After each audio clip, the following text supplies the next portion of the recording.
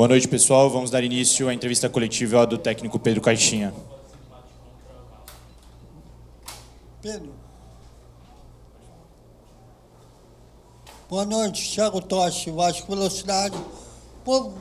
Você vê esse empate com um sabor de vitória, já que tomou uma virada e depois buscou o resultado? Não, nós não celebramos empates. Nós nunca celebramos empates. Nós procuramos sempre ter em conta aquilo que é poder construir uma vitória. Podemos analisar a história do jogo e, em função da história do jogo, ter que aceitar um empate. Eu acho que a equipa entrou bem, acho que criámos uma surpresa no adversário, acho que conseguimos surpreender o adversário nos primeiros 20 a 25 minutos, criámos alguns momentos de pressão interessantes e conseguimos sair bem pelos corredores laterais e pelas costas. Tivemos o lance do golo e tivemos também mais uma ou outra chegada por fora onde poderíamos ter concluído, sabendo também, até aos 25, 30 minutos do primeiro tempo, saber fechar bem os espaços para o nosso gol. Depois disso, começámos a deixar de ter bola e a recuar muito para trás. Sabemos que esta equipa do Vasco é uma equipa muito perigosa na última zona, quando chega na última zona, quando se instala na última zona e contém a qualidade e a capacidade de fazer cruzamentos. É das equipas mais perigosas do Brasileirão, nesse particular. Apesar de hoje terem tido outros laterais, também o fazem muito bem. E o Vegeta, que só jogou no segundo tempo, mas é um grande referente nesse sentido. E na parte final do primeiro tempo, nós corremos demasiados esses riscos. Viemos muito para trás, tivemos algumas bolas na nossa área, tivemos algumas situações de escanteio e de bola parada, onde o momento foi claramente do Vasco a terminar o primeiro tempo. Pela percepção que tivemos, e também por termos feito algumas trocas e alguns jogadores que ainda não têm esse ritmo de jogo, entendemos que quer o JJ, quer o Gustavinho, era preciso renovar naquela zona do campo, ter um pouco mais a bola e ter também um pouco mais de dinâmica como meio-campistas, de saber fechar os espaços por fora e por dentro. Isso não aconteceu no início do segundo tempo. O Vasco trouxe para o segundo tempo o momento com que terminou o primeiro tempo e nós penso que perdemos um pouco no nosso posicionamento e também muito em termos daquilo que foi a agressividade, no bom sentido, que o Vasco colocou nas disputas pela bola, na pressão sempre em superioridade numérica, em ganhar os duelos, em empurrar a equipa para a frente através desse jogo. Conseguiram dar a volta ao resultado. Procurámos mudar de alguma forma em termos estruturais aquilo que era a equipa. Sabíamos que eles iam continuar a deixar espaços nas costas. Não tivemos tão assertivos no ataque a essa profundidade quando tivemos aqui e ali a possibilidade de lançar bolas nas costas da defesa do Vasco, mas eles também baixaram um pouco depois, procuraram fechar um bocadinho mais e tentar jogar um bocadinho mais no contra-ataque. Isso deu-nos a possibilidade de ter mais bola, de chegarmos e de caminharmos juntos para o meio campo adversário. Tivemos aqui e ali algumas situações, uma ou outra de um centro e uma também de bola parada, em que a bola passou muito próxima. E ao fim penso que fomos premiados com o empate, quando a equipa acreditou, caminhou junta e teve uma coisa que é indiscutivelmente um aspecto que nós temos que melhorar, que é a presença e chegada agressiva na área. Um centro com muita qualidade, a bola muito bem medida entre a linha defensiva e o goleiro, e os nossos jogadores a chegar a fechar e a compactar na área, que nos deram este golo do empate, e penso que acaba por ser merecido, em termos entendermos que possa ter sido o desfecho final, tendo em conta aquilo que foi a história e o desenrolar do jogo. Pedro, Vitor Hugo, Olá, pela Centrais FM, boa noite. Hoje o Bragantino chega a 19 partidas no Campeonato Brasileiro, encerra o primeiro turno. Você já consegue fazer um balanço daquilo que foi desempenho, daquilo que vocês projetaram também, né? A equipe termina com 1,36, 1,37 pontos nesses 19 jogos, abaixo daquilo que foi projetado no início. Indiscutivelmente, Vitor. Abaixo daquilo que foi projetado no início. Nós sabíamos que este jogo, para nós hoje, em termos numéricos, representava o fechar do primeiro turno, então tínhamos isso muito claro, e sabíamos a colheita raquítica que tínhamos nos jogos fora de casa. Hoje somamos 26 pontos, que dá essa média, é abaixo daquilo que definimos, e em termos daquilo que são os jogos fora de casa como visitante, nós só temos somados 7 pontos, ou seja, é muito pouco, muito pouco.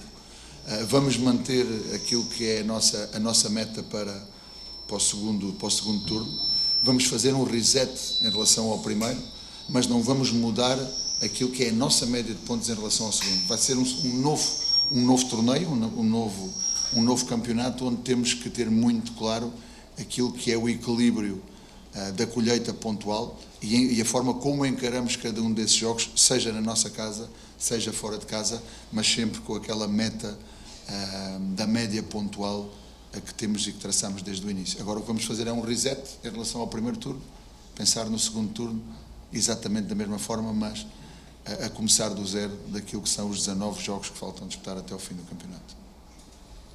Pedro, prazer conhecê-lo. Prazer. Parabéns pelo trabalho desenvolvido no Bragantino. Eu queria fazer uma comparação Europa com o Brasil, porque aqui os treinadores, eles, quando tem uma competição como a Copa do Brasil, eles dão uma preferência, guardam alguns dos seus principais jogadores para a competição, que aqui no Brasil a gente chama de mata-mata. É comum também em Portugal, na Europa, vocês trabalharem dessa maneira, porque aqui às vezes a imprensa critica o torcedor, acha que o melhor time tem que entrar em todos os jogos. Eu coincido com isso. E acho que quem quebrou esse tabu pela primeira vez, se não estou enganado, se não estou em erro, e corrijam-me por favor se eu estiver errado, foi o Jorge Jesus. Foi o Jorge Jesus onde conseguiu de alguma maneira colocar os jogadores a jogar cada 3 ou 4 dias. Eu acredito muito nisso, mas agora temos que analisar também aquilo que é o contexto que temos. Sabe quantos jogadores fora nós temos em termos de lesão? Isso é uma primeira condicionante. Sabe quantos jogos fizemos em julho e com sobrecarga sobre os mesmos? Segunda condicionante. Temos um plantel onde acreditamos em todos, que vêm continuamente a trabalhar, e a única forma de mantê-los motivados é que joguem, é que sejam opções. Este era um jogo muito importante para nós, para fechar o primeiro turno, em termos daquilo que era numérico, para termos a nossa média pontual e de dizer que contamos com todos. Então foi importante nesse sentido, mas eu concordo consigo, a equipa tem que ter uma base, a equipa tem que ter jogadores que normalmente jogam mais e indiscutivelmente os melhores têm que estar em campo. Agora, há circunstâncias em que nos permitem fazer isso, há circunstâncias em que não nos permitem fazer isso. Resumindo e moral da história, não poupámos ninguém para quarta-feira. Tivemos que o fazer por situações de extrema necessidade. Não por dizer vou poupar o jogador A, B, C ou D, porque quero que eles estejam de uma determinada forma na quarta-feira. Não foi isso que aconteceu.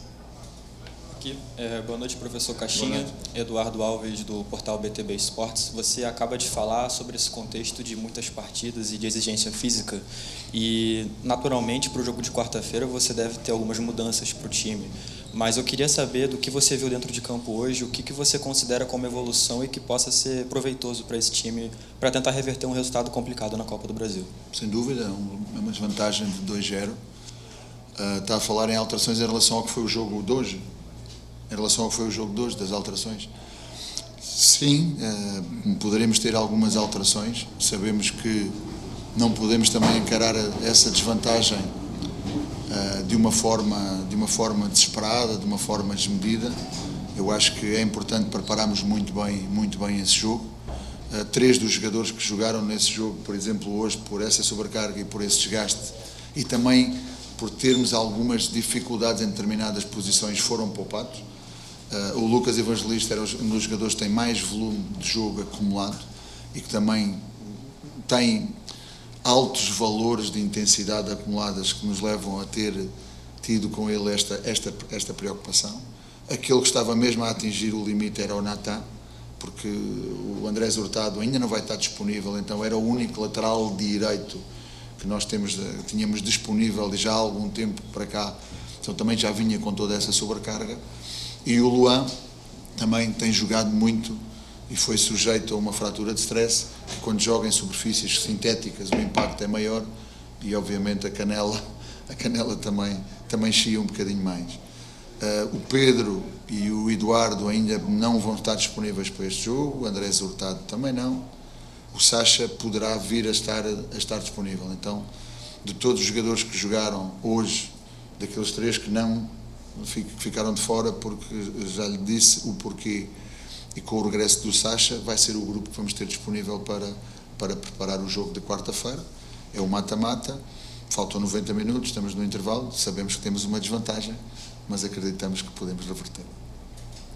Pedro, 2 questões contigo.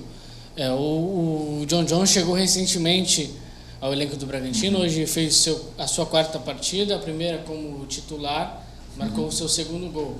Você já vê ele adaptado o suficiente para que seja um jogador titular na equipe do Bragantino? E a outra sobre os goleiros. Na semana passada você falou na entrevista coletiva que no México já fez rodízios, né? Um goleiro atuando nas Copas, ou seja, um goleiro atuando em cada competição. Aqui temos as Copas e o Campeonato Brasileiro. Você avalia utilizar, fazer essa alternância entre Cleiton e Lucão nas Copas e no Campeonato Brasileiro? Nós falamos com eles os dois, mais o Rodrigo. Tivemos a preocupação de falar com eles com o calendário que tínhamos à frente, de 31 de